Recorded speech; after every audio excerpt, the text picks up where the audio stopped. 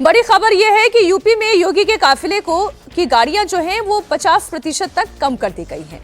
UP में मंत्रियों के काफिले की गाड़ियों में भी कटौती की गई है और मध्य प्रदेश के सीएम मोहन यादव के काफिले में अब 13 की जगह 8 गाड़ियां रहेंगी। राजस्थान के सीएम भजनलाल शर्मा के काफिले की गाड़ियों में भी कटौती की गई है। दिल्ली की सीएम रेखा गुप्ता ने भी अपनी गाड़ियों का काफिला कम कर दिया है। महाराष्ट्र के मुख्यमंत्री देवेंद्र फडणवीस ने मंत्रियों को निर्देश दिया है कि वो बिना मंजूरी हवाई यात्रा न करें। वहीं मोदी की अपील के बाद गुजरात के डिप्टी सीएम हर्ष सांघवी ने अपना विदेश दौरा भी रद्द कर दिया है। तो समस्या कितनी बड़ी है उसका ये उदाहरण है जो मैं आपके सामने रख रही हूँ। मोदी की अपील पर यूपी के सीएम योगी आदित्यनाथ भी एक्शन में हैं। देश में ऊर्जा संकट के बीच योगी सरकार ने 7 बड़े फैसले किए। अब वो फैसले क्या है आपको बता दें। मुख्यमंत्री, मंत्रियों, विधायकों और अधिकारियों का काफिला 50% तक घटेगा। हफ्ते में एक दिन इन्हें पब्लिक ट्रांसपोर्ट या बस, मेट्रो से चलना होगा। सभी सरकारी बैठकें, सेमिनार, कॉन्फ्रेंस, वर्कशॉप वर्चुअल होंगी। राज्य सचिवालय की भी 50% बैठकें वर्चुअल होंगी। योगी ने निर्देश दिया है कि जिन कंपनियों में बड़ी संख्या में कर्मचारी हैं उन्हें हफ्ते में 2 दिन वर्क फ्रॉम होम के लिए राज्य स्तर पर एडवाइजरी जारी की जाए। सीएम योगी ने लोगों से 10 अपील की है।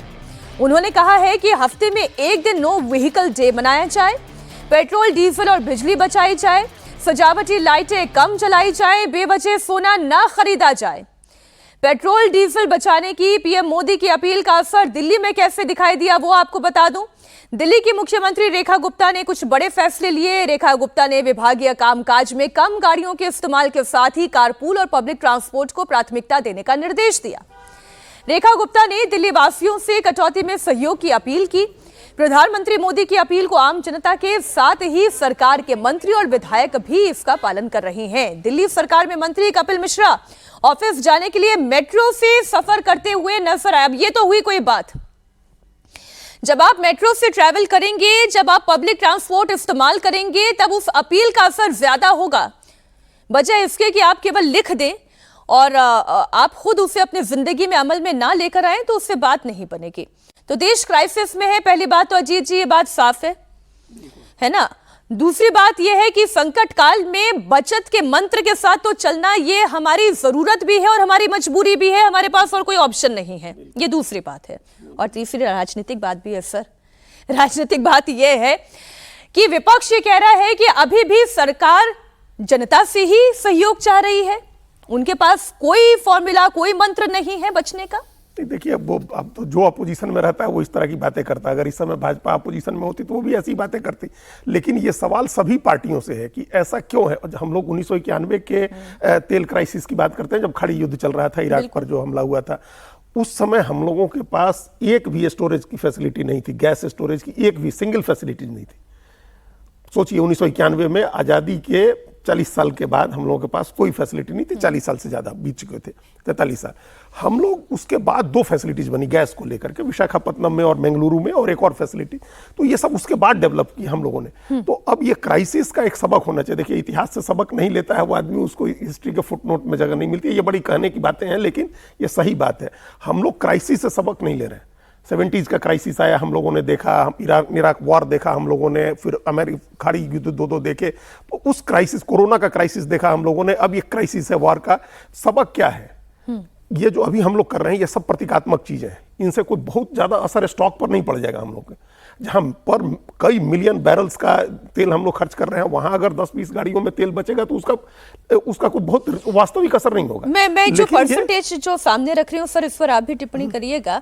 क्योंकि क्रूड ऑयल हो, सोने की खरीदारी हो, खाद्य तेल, फर्टिलाइजर और विदेश यात्रा, अब कहने को आप ये कहें कि ये 10% की कटौती इंपैक्ट क्या करेगी। क्रूड ऑयल की ही बात करें, $13.5 अरब की बचत होगी अगर हम ये बचत कर पाने में कामयाब होते हैं तो।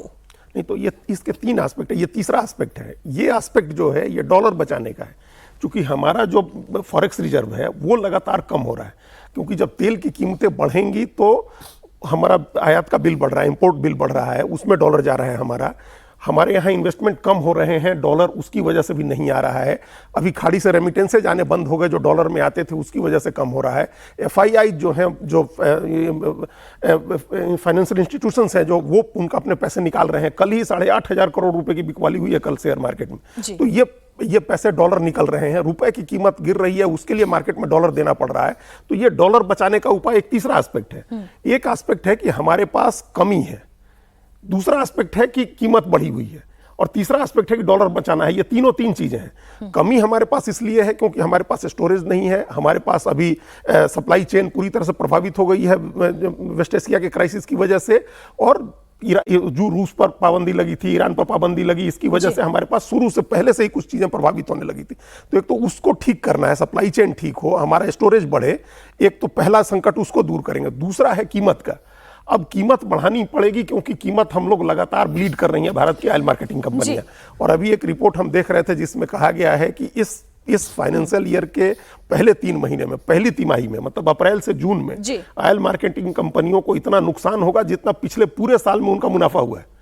पिछले पूरे साल में फाइनेंशियल ईयर में 70,000 करोड़ का मुनाफा था, इस 3 महीने में उससे ज्यादा का नुकसान। लेकिन जो बात आपने जहां से बात शुरू की कि हमने क्राइसिस में क्या सीखा, अब अगर 40 साल तक कोई गैस रिजर्व तैयार नहीं कर पाया तो वो कांग्रेस पार्टी से सवाल पूछे, आप स्टोरेज कैपेसिटी क्यों नहीं बना पाए?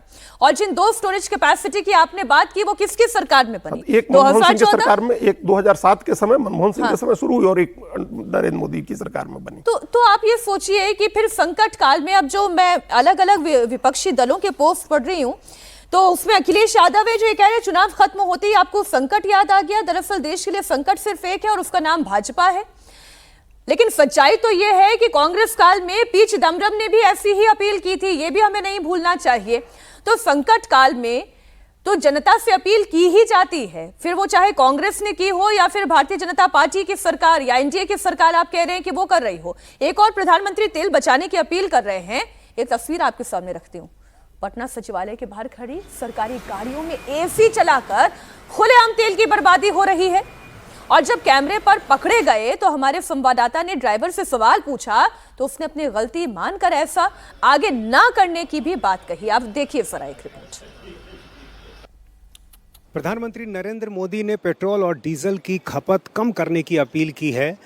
2 बार प्रधानमंत्री ये कह चुके हैं कि अभी जैसे हालात हैं ऐसे में इस बात की ज़रूरत है कि पेट्रोल और डीजल की खपत को कम किया जाए। लेकिन सचिवालय में जब हम पहुंचे हैं तो यहाँ हमें एक गाड़ी, इनोवा गाड़ी नज़र आ रही है और ये गाड़ी स्टार्ट है, खड़ी है, एसी चल रहा है इसका। ड्राइवर को गर्मी ना लगे शायद इसलिए उन्होंने एसी को स्टार्ट रखा है।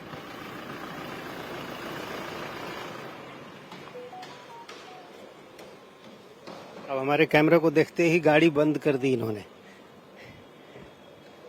गाड़ी खड़ी है, एसी चल रही है, इतनी देर से गाड़ी खड़ी है, एसी चल रहा है और प्रधानमंत्री कह रहे हैं कि पेट्रोल डीजल की जो खपत है वो कम कीजिए। फिर भी ऐसा क्यों? एसी नहीं चला रहे थे सर। हमारे कैमरे में कैद है, एसी चल रहा है। अब सही बता दीजिए।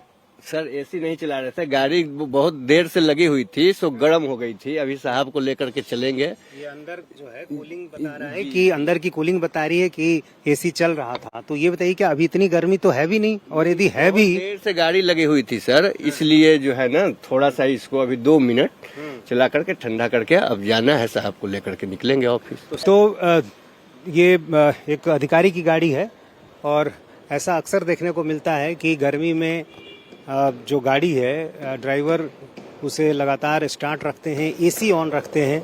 चूँकि जाहिर है पैसा सरकार का जाता है तो इस बात की चिंता भी नहीं होती है। हालांकि ये भरोसा दे रहे हैं कि अब आगे इस बात का वो ध्यान रखेंगे।